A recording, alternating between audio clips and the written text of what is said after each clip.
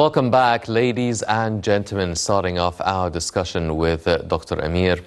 Doctor, now talking about the Tunisian file, Tunisia has been going through a lot of developments. I mean, all the political developments have been taking place for about over a decade now. But quite recently, we've seen protests. We've seen the Tunisian President Kais Saied suspending the parliament, forcing or sacking the whole cabinet. And now, after quite some time, he has chosen a new cabinet headed by the first female Prime Minister, Najla Boudin, within the Middle East, actually, the first in the Middle East. How would you rate the developments of taking place in Tunisia and how President Kais Saied was actually handling them to reach the stage that we are in right now? Well, what is really special about Tunisia is that it's a small country in North Africa, but every leader comes to this country has history from Habib Bourguiba, then Zayn al-Abidine Ben Ali, then al-Marzouki, then the late President Essebsi, and then we have now President Kais Saied. So all of them eventually were present in very historical periods of this country, and it always affected the whole region. So that's why it's very special that we talk about Tunisia and its relation with Egypt and the whole southern Mediterranean countries, I mean North Africa. Of course, what President Kais Saied made was very bold action. It had to be done at this specific moment. The fact that he put aside the government, he sacked the government and stopped the parliament, and at the same time tried to figure out how to to put aside also the Al-Nahda, which is the Muslim Brotherhood party there, led by Ghannouchi. It was a very, very difficult task for this country. It was shaken by the first Arab Spring, and it was very, also very difficult for him to maintain this security inside the country, because we have known that after the first Arab Spring there that took place in sacked Zayn al-Abidine Ben Ali, the country unfortunately was very shaken by terrorist attacks, by turmoil. So he has done something very, very important for his country, for his people.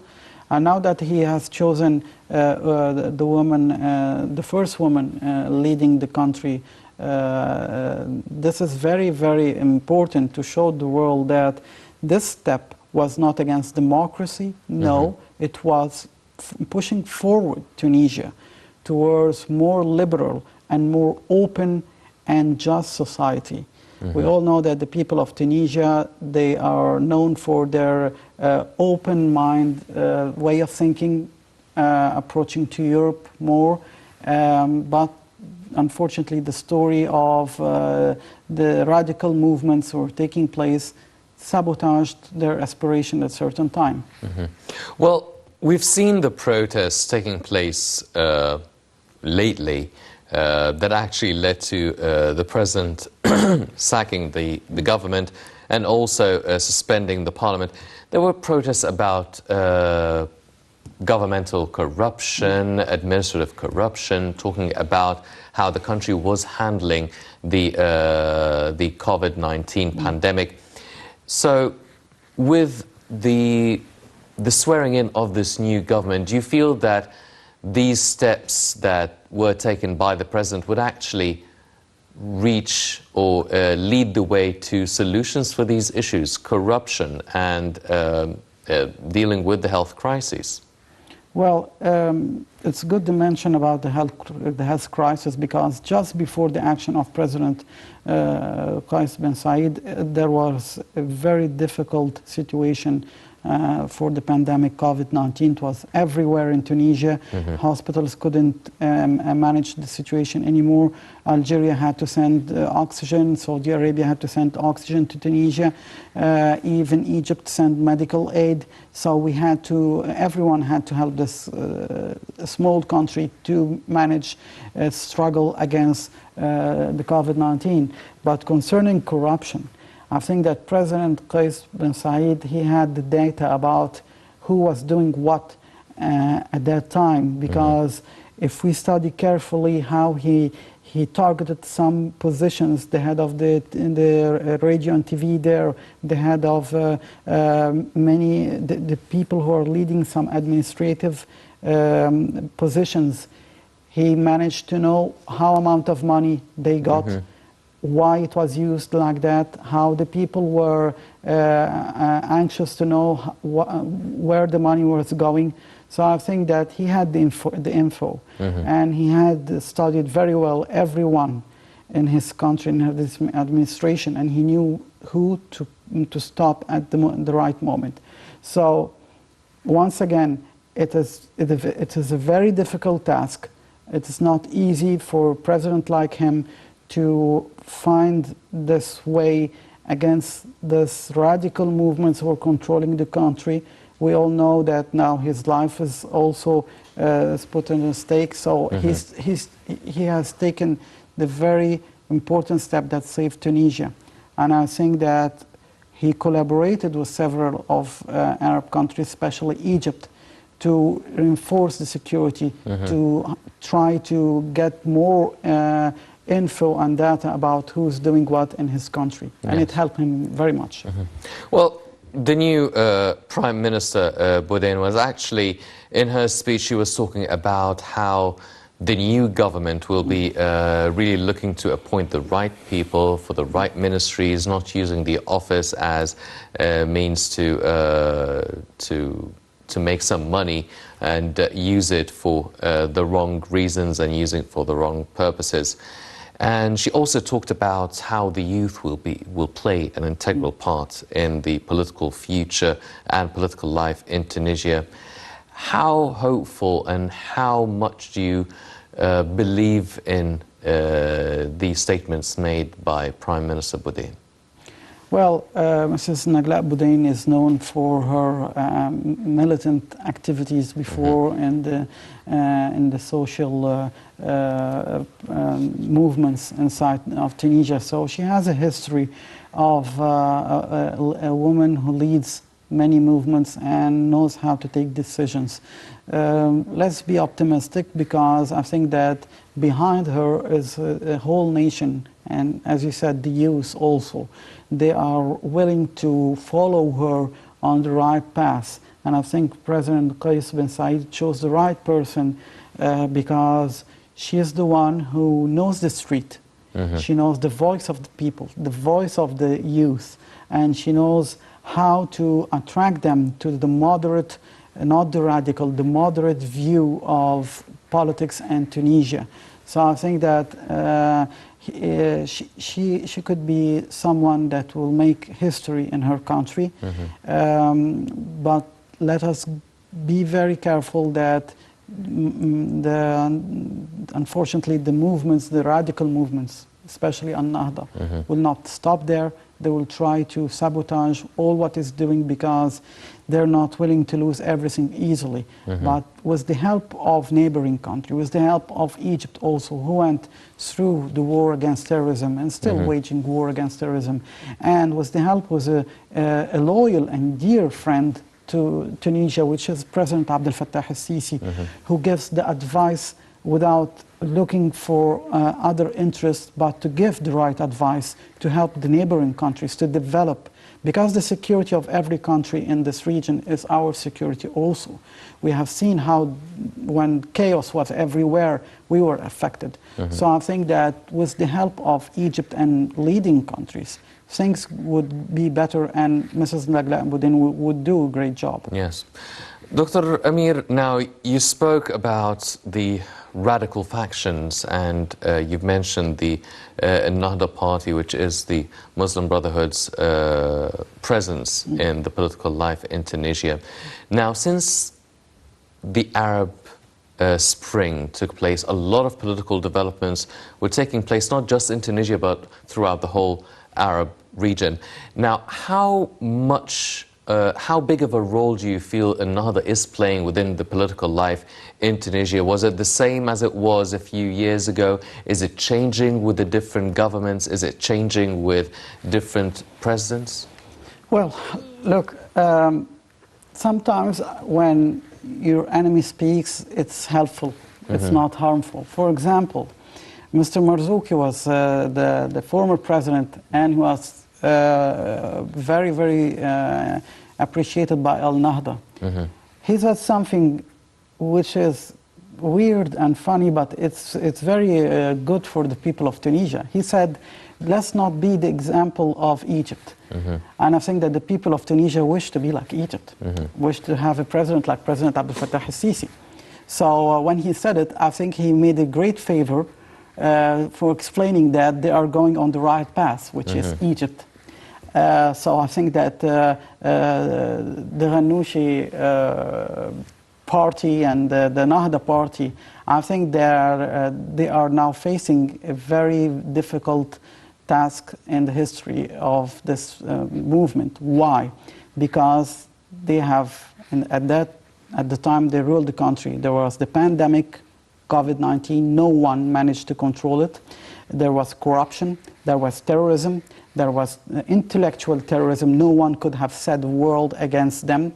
I think that the youth also were suffering from unemployment. It was historical. So it's a series of failures, of, let's be very clear, social failures, because they always portray themselves as political victims. Well, they had to deal with the problems of the people, and they failed, as the Muslim Brotherhood did in Egypt. Same thing. So when they say we are heading towards the Egyptian example, that's very bright for Tunisia. Yes.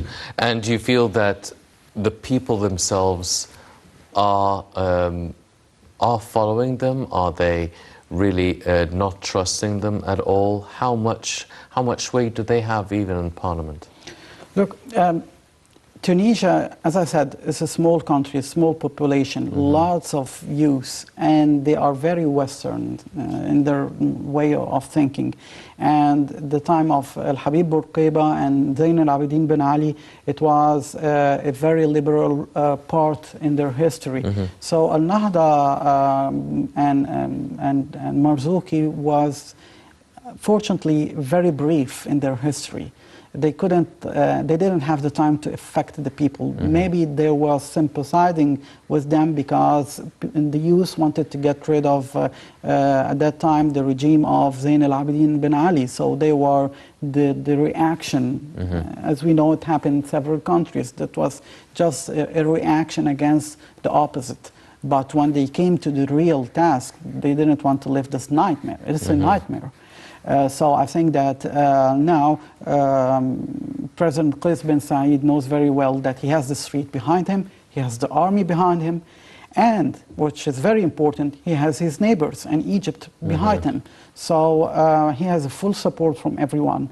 The young people want a real leader who does not look at them as objects or try to manipulate them with slogans, religious slogans.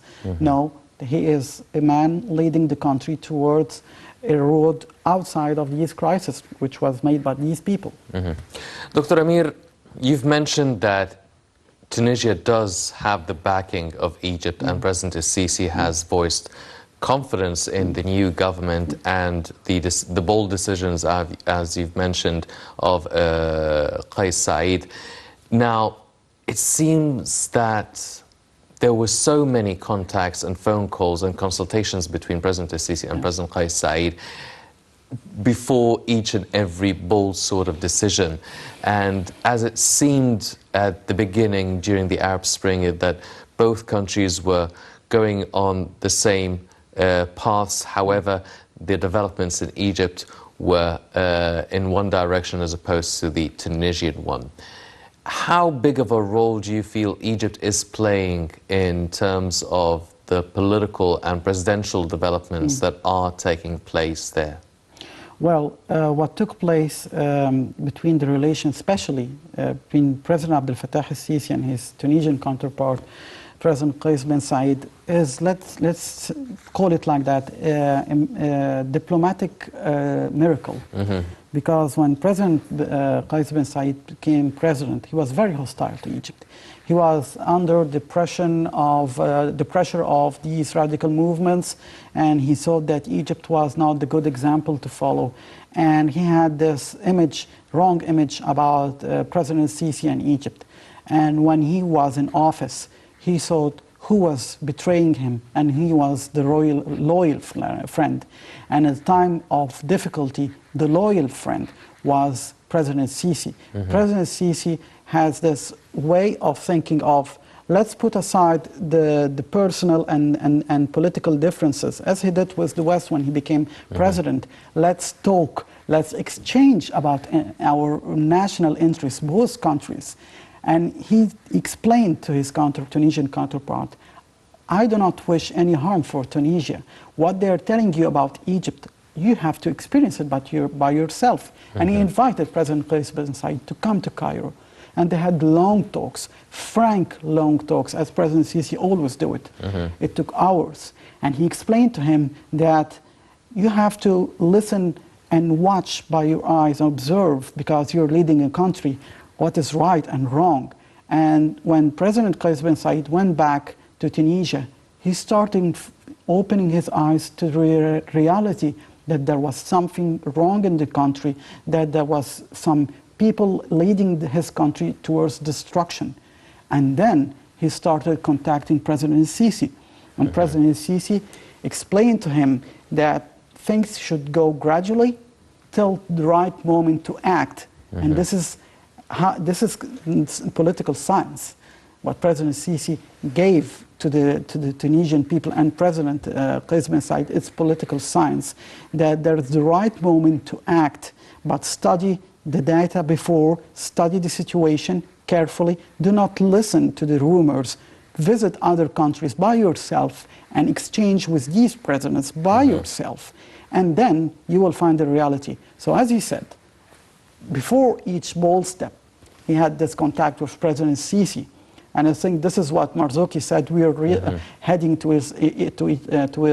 Egypt's example. Well, it's a good thing, because we have seen that now the pandemic, the COVID-19 stopped in Tunisia.